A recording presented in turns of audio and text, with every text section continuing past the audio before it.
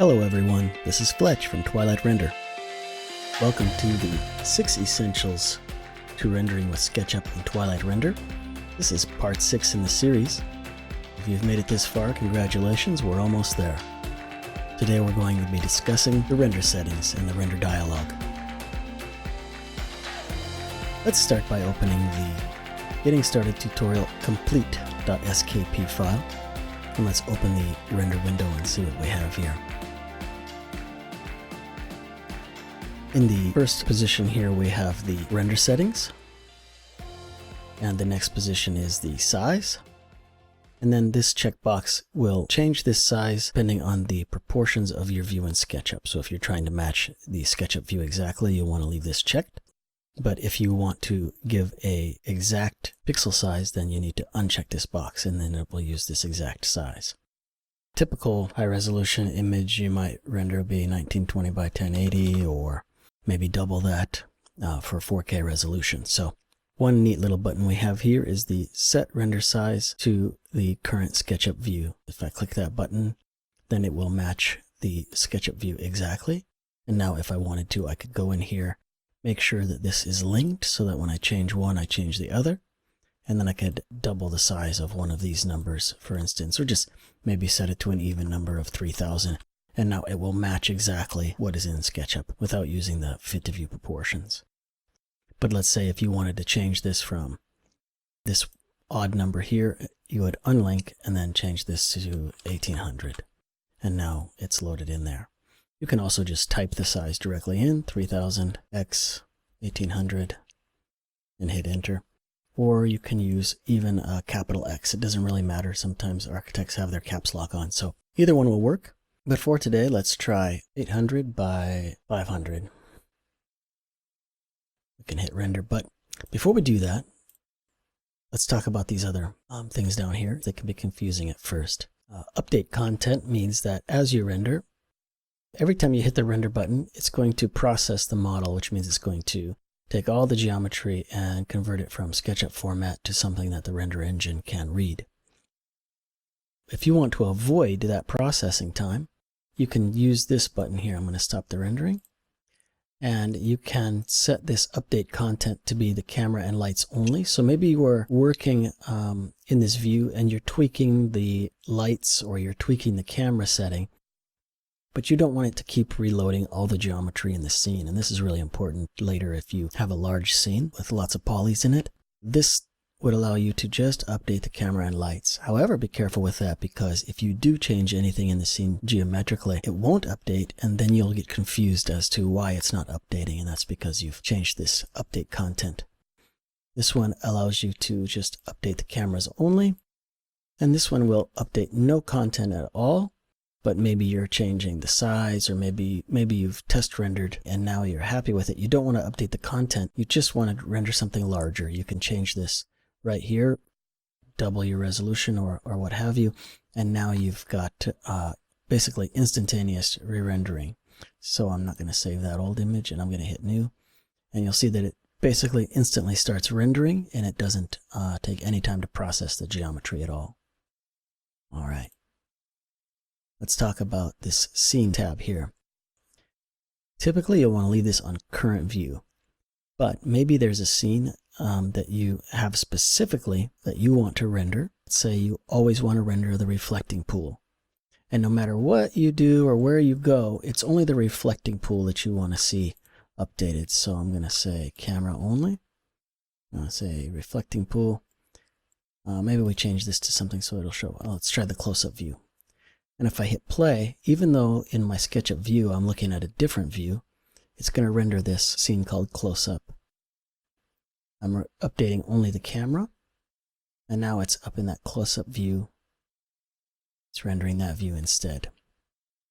So no matter what I do over here as I tweak geometry or tweak lights or tweak whatever, it may or may not, depending on the content that I've set here, update that, but it certainly won't change the camera view. It'll always keep that same camera view.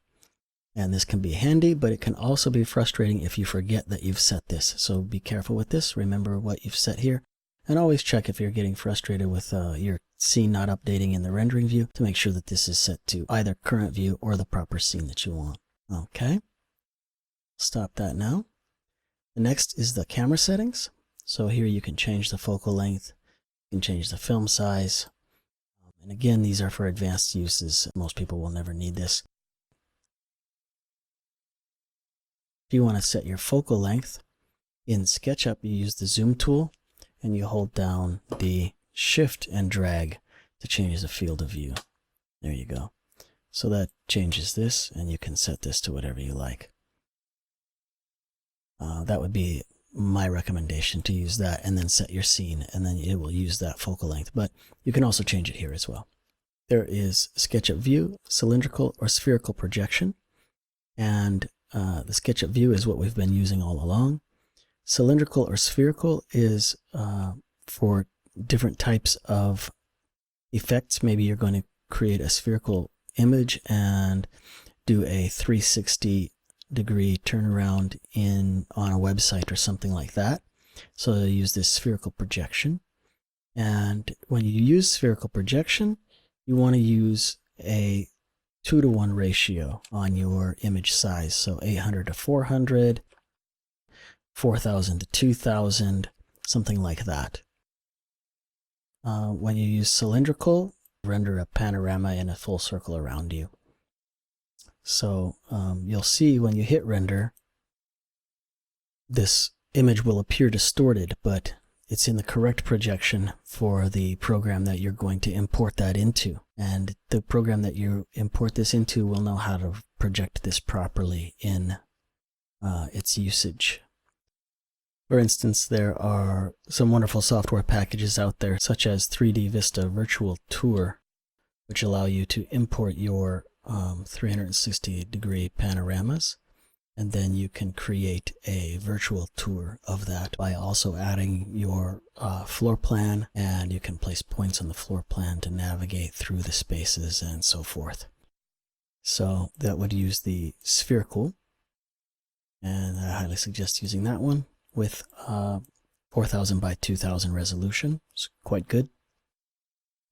And that pretty much covers the rendering dialog. The last one here is you can set or unset rendered layers. This is something that can trip you up if you're not aware of it, if you just start clicking in here without knowing what you're doing.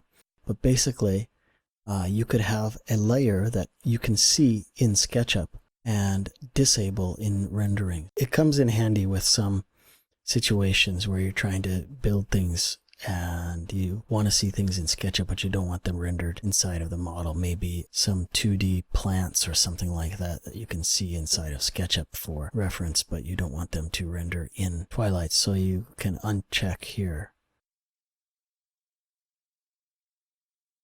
and disable it. This means that it will be controlled by SketchUp's layered view settings. This means that it's always on, and this means that it's always off. Okay, now let's go into the settings view. I'm going to go ahead and render this in normal SketchUp view. Well, maybe I could quickly show the spherical rendering. While it's doing that, I will show you here. You can go to settings and choose multi-threading, and maybe you have a high-powered computer with lots of threads. Normally Twilight works with the most threads possible, but you can reduce that if you find that while rendering your computer is too slow. You can reduce the number of threads. So here I can set the number of threads. My computer that I'm using has 8. There are commonly now computers that have 64 threads. If you have 64, you could set it to 63 to leave one thread for working. On other applications, you could set it to 32 to leave half your threads open for something else. So in my case, maybe I would set it to 4 instead of 8 if I wanted to keep half of my CPU power for other projects that I'm working on simultaneously. A common thing to do is to just drop it by one thread so that you can keep one thread open for the main tasks as you're working.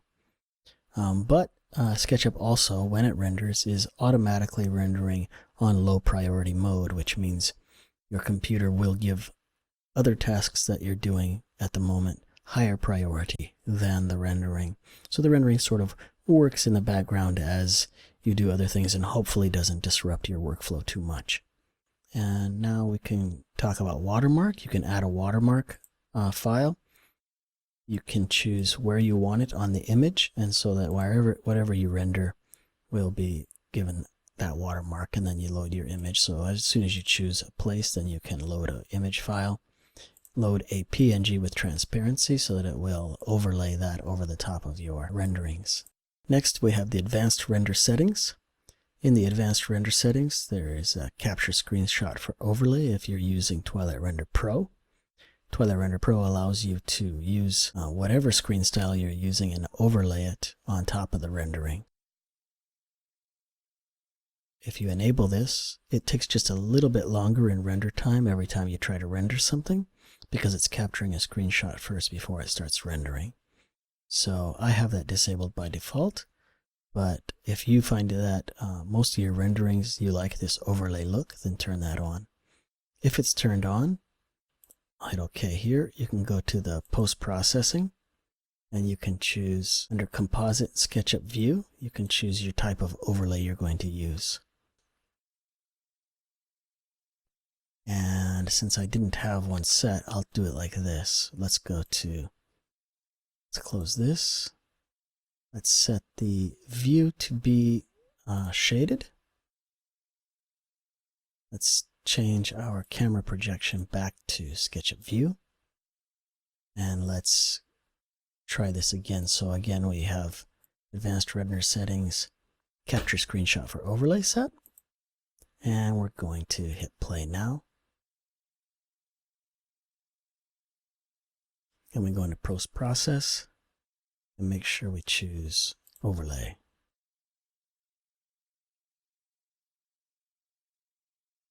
Here, if I choose none, you can see that the view type changes.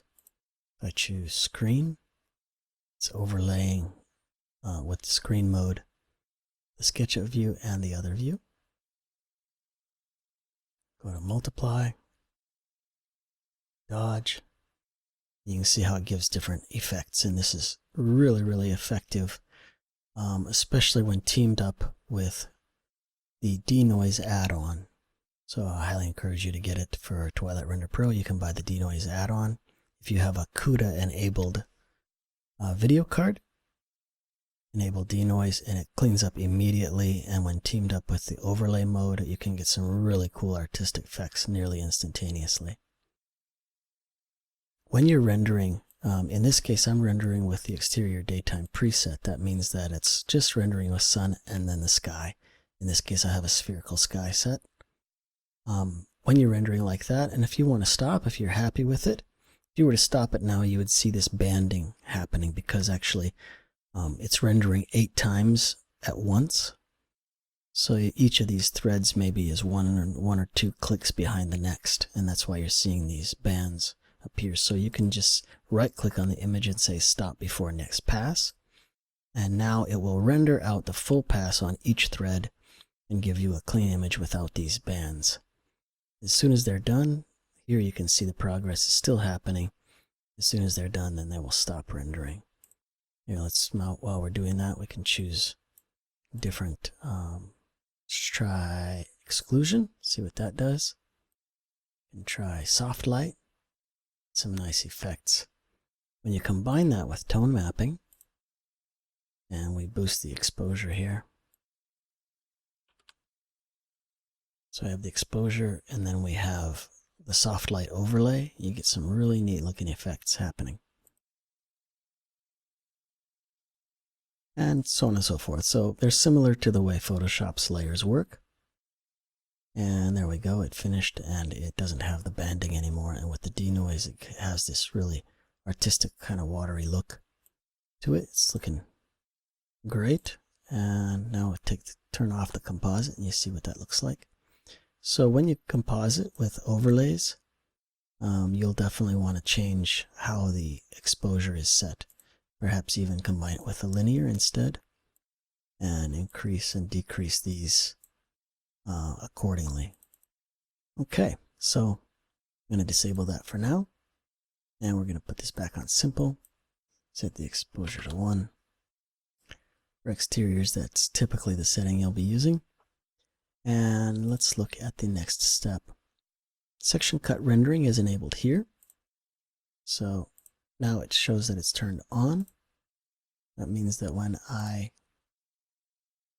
insert a section cut, let's do it right here.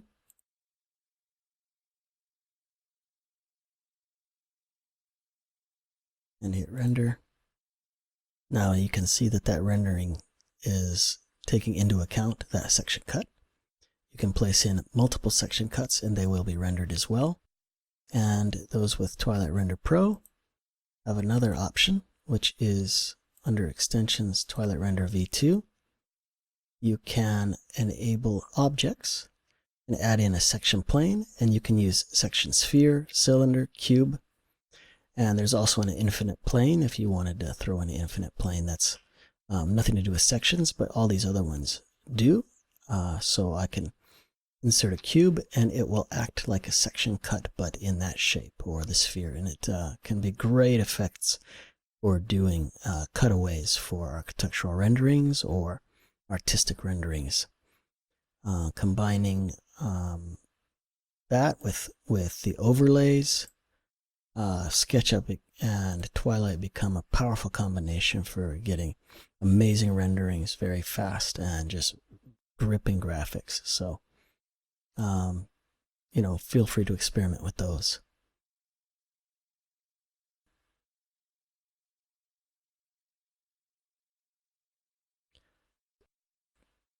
We look at the infinite plane. We'll just pop in a plane right there. I don't think I ever mentioned this before. And now that plane, whatever material I apply to it, it will be applied infinitely to the horizon in my image, which is very handy if you have just a simple product image and you wanted to just pop in an infinite plane. Keep in mind that adding procedural materials to the infinite plane can increase render times significantly. So using textures or just using a simple flat color is probably best. I would avoid applying any reflections to the infinite plane, but you can do it. But it does increase render times. Okay, so let's look further at these settings. I'm going to disable section cuts, and also with section cuts, their visibility is controlled by the layer that they're put on. Here you can choose the kind of save method you want to use. Right now it's just manual save method. But if you don't want to be asked all the time about whether or not to save the image, first option is pre-save. And what that will do is when you hit render, your render dialog will ask you where to save the image. And after you define a name for it, hit save. Now it will render the file. And then when the file is done rendering, it will just save it automatically to that place. If you prefer, if you are doing such progressive renderings as 08, 09, or 10, you can save them every few minutes by choosing this method. Go down to save method, 10 minutes overwrite, 1 hour overwrite, or 1 hour no overwrite. 10 minutes overwrite will ask for you to give a name for the file, and then every 10 minutes it will save it, overwriting that file with the new file each time. The 1 hour one will do the same, with the exception of a 1 hour interval between saves instead of a 10-minute interval. And then the last one will keep adding new images with a number after them. This is great if you have to leave a rendering overnight. I like the 10-minute overwrite, but you know, choose what works best for you. Finally, Twilight Render Pro has a render history. In lieu of being able to pop this render dialog open and see your last image, if I go like this, and I open it again, that image is gone. Now I go to Settings, Render History, double click on that last one, and here it is. So I didn't lose that image. If you open this up, it'll show all your renderings from the session today.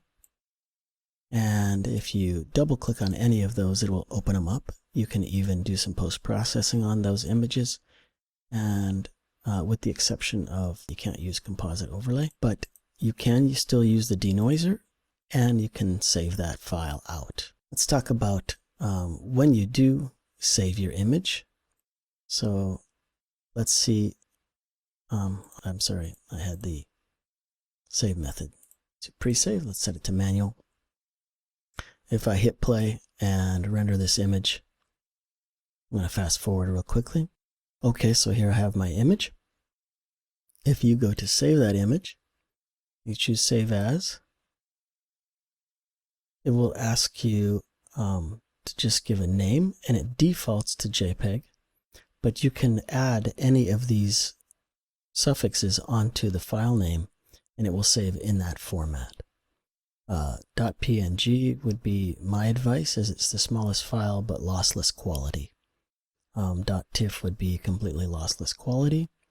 And HDR is great if you want to possibly edit the tone mapping further in another image editing program that has HDR editing capabilities. If you have Twilight Render Hobby, you will only be able to save in JPEG. You can also access the save a copy of the rendered image right here. You don't have to go to this pull-down menu. This button here exports the scenes to Kirkithia XML file format. This allows you to export the scene and package it along with the textures and any other files that are needed for the scene.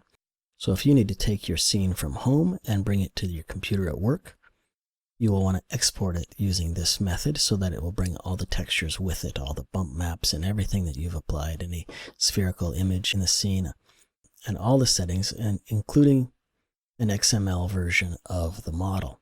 So you want to package that up and then also bring the SketchUp file and drop a copy into that zip file before you throw it on your thumb drive. This is a very handy tool if you need to package up to share your file with anyone.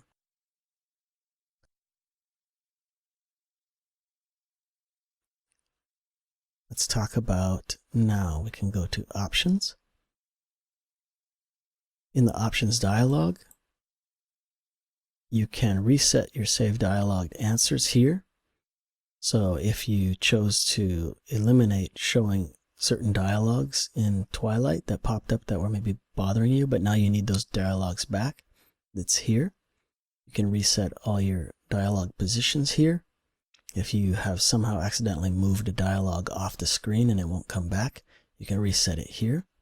If you open Twilight Render systems log, it can show errors that you might have received, and you can automatically check for new versions and so forth here.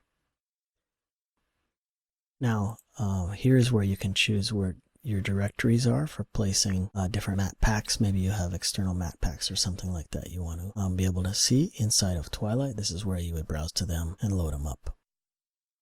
Also available in Twilight Render Pro are add-ons. We have a render to texture add-on, a terrain editor, and of course the denoiser fast forward that I talked about before. This is where they would be activated, and you can see which packages you have applied already. Please be sure to watch our videos that we've already created for render to texture and the terrain editor. Also in Twilight Render V2 Pro, you have the diagnostics report. Sometimes you can run into problematic scenes, and if you run a diagnostic report, it will list every material and every light in your scene. If you run it on all, it'll tell you the size of these materials, the texture size, and so forth. And sometimes this will help you to catch what's going on wrong in the scene.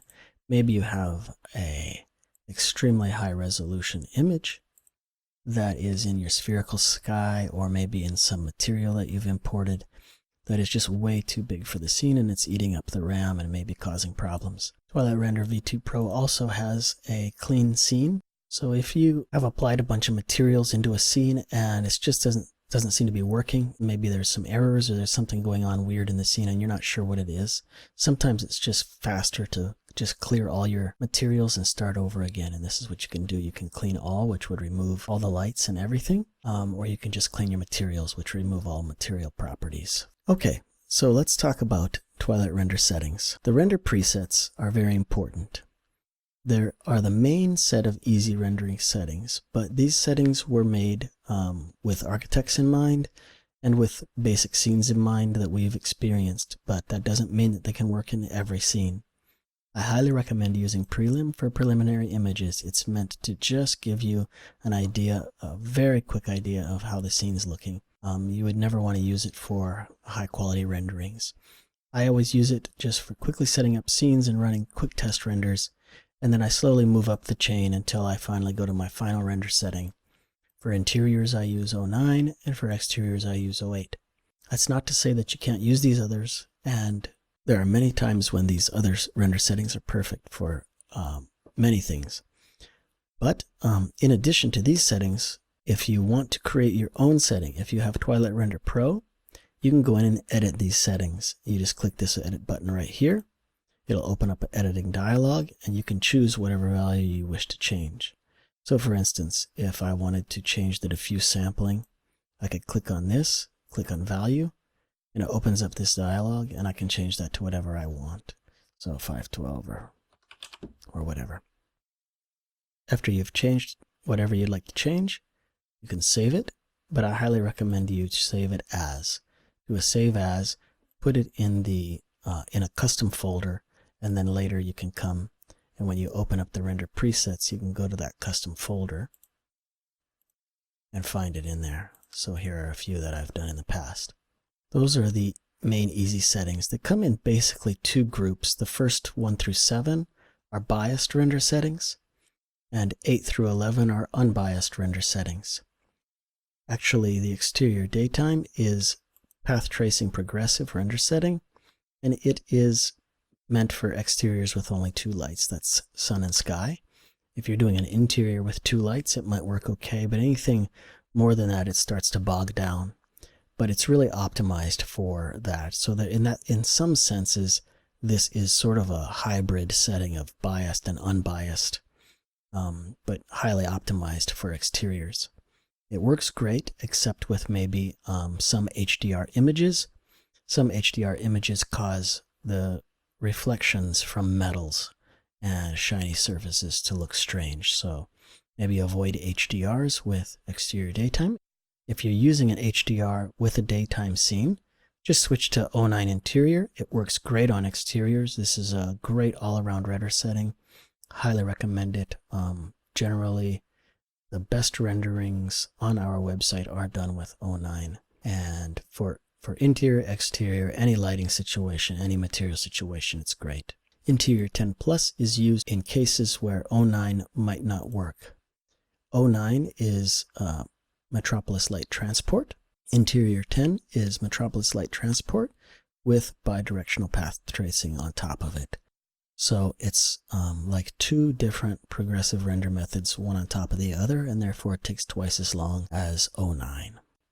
Why would we need this? Well, sometimes there are technical renderings, such as these lasers going through crystals and so forth, dispersion through diamonds, that sort of thing, where people want to experiment. You could create a working telescope, or you could even create a working microscope. This setting would be what I would use for that situation.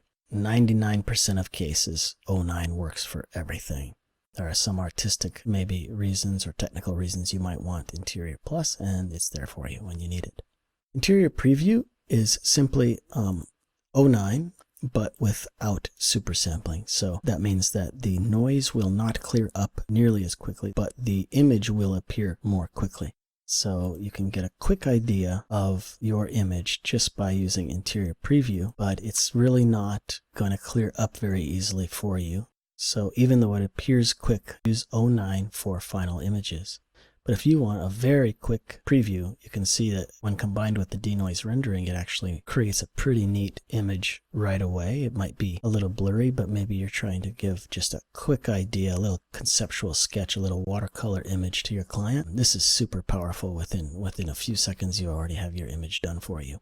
Without the denoise, though, it looks kind of like that, and so it's perfect for testing lighting. My sun was not appearing to be on. I could go into my environment, make sure it's enabled, and then I could go to shadow settings, and I can see that it's set to 6 p.m., so maybe it should be at noon instead.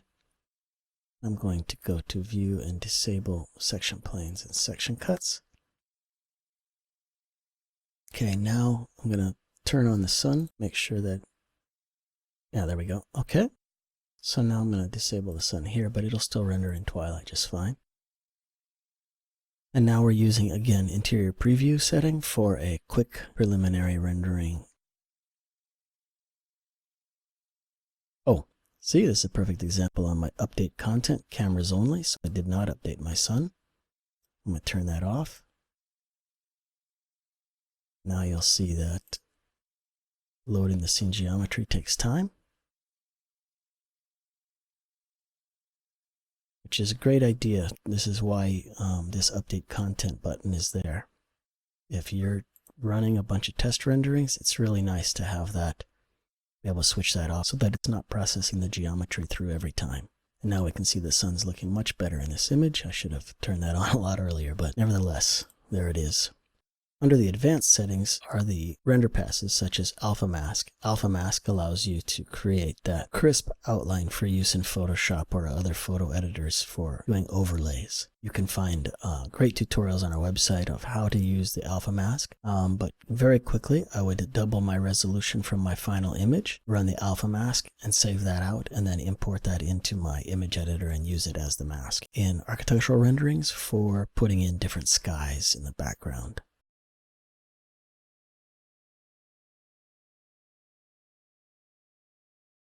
You have an ambient occlusion, but the ambient occlusion is not fully developed yet. It's still in beta, so I would avoid that one. You have an animation interior render setting here. You can try that out, but also under animation settings down here are your animation settings. If you do have animated doors or windows or objects in your scene, you'll want to use these because your render cache for the light cache is saved, but I'll talk about that later. Here's the depth render pass, and that's used for quickly to add fog in post-processing. It's used to add lens blur if you wish in post-processing. And then there's a light pass. Now, under Advanced Alternative AA, you have the easy 1 through 7 settings, but they are with higher quality anti-aliasing. So if you like 04 and you don't need 05 or 06, but you want 04, but you want to get better quality of anti-aliasing, you can choose down here in the alternative AA. You go to the 04 render settings, and this one's probably the standard that you would get from above, but you can get a higher quality, even a fine or even an ultra fine quality anti-aliasing. Keep in mind that these will increase render times, but they're here for you if you need them. You might even go in here and choose edit the setting, and you can go and see what was changed in here. Here it's using the Mitchell-Netrevali, and it's using an iterative pass 3x3. I talked about the animation settings.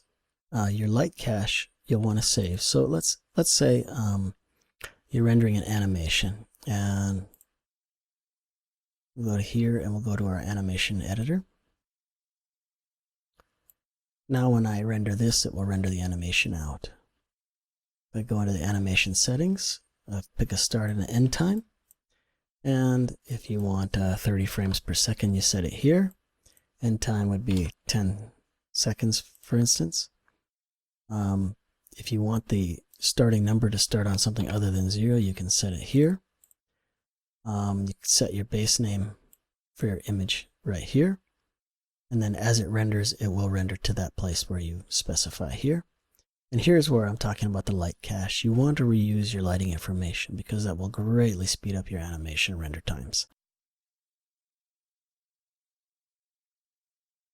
But if you have rendered animated objects, you can't reuse the lighting information because the lighting on each object is going to be changing constantly as it's animated. So this is for rendering just your camera animation. You want to reuse your lighting information. But if you are rendering your camera animation, set to camera only, update content, set this to reuse light information, and now when you render, it will greatly speed up your render times because it's not updating the content for every frame.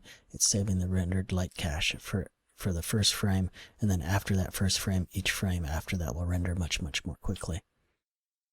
So keep that in mind when you're rendering animations. And then of course, you can use any of these render settings if you're using that method of saving the light cache.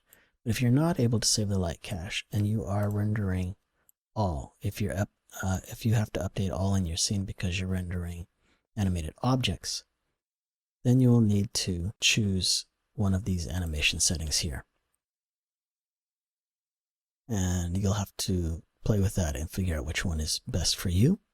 I highly suggest using preview object animation and a very low FPS for quickly previewing your animations, and then move on, increasing those and increasing the quality as you go. Clay render settings, ignore the materials and set everything to a light clay color and allow you to quickly visualize the lighting in your scene. If you are rendering an exterior and you're getting sparkles or light flares on the side of the building or and just some odd lights, try using the sun sky render methods. So these will be similar to the easy 1 through 7, but they have the photon map and final gather settings increased so that you will get less likelihood of light flares or sparkles or light leaks. Okay, so tech. These are some additional photon map final gathering settings. If you're not happy with how these easy 1 through 7 settings are working for you, you can come down here and give these a shot. Also, you can open each of these and learn from how these are increasing in quality in order to see how their settings are done, to learn about how to change your own render settings or create your own custom render settings. So instead of the photon mapping, the path tracing method, this is Easy 08, but this is Easy 08 and then it's tweaked with different qualities. Then there are the progressive render settings. This is equivalent to Easy 08. This is equivalent to Easy 09. So you don't really need those. This is equivalent to Easy 10. This one is just the bidirectional path tracing, which we don't use, but you're welcome to use it. It's a very high quality render setting. Then there are other specialized render settings in here. Again, similar to the render path settings that we had under advanced, yeah. So these are just redundant from advanced settings here. These are probably the most used, so that's why they're placed here, but there are additional render passes available here. Feel free to play with those and try them out. Again, the ambient occlusion is probably to be avoided as it's just in beta right now. So if you are using the hobby version, you can create your own render settings. You go to your file manager and find where these render settings are placed. You can find this on our forums. This is the path to these specified for you. And you can copy those into the custom folder and then edit them there. And that way you avoid the mistake of overwriting a good render setting that was already prepackaged. If you do accidentally mess up your render settings, you can always uninstall and reinstall Twilight Render and it will restore your render settings to the way they were. So on behalf of Twilight Render, I thank you for watching, and I think that about covers everything you need to know essentially on how to use Twilight Render. We hope this has been helpful for you. If you have any questions at all, please feel free to join us on the forum, and I will see you there.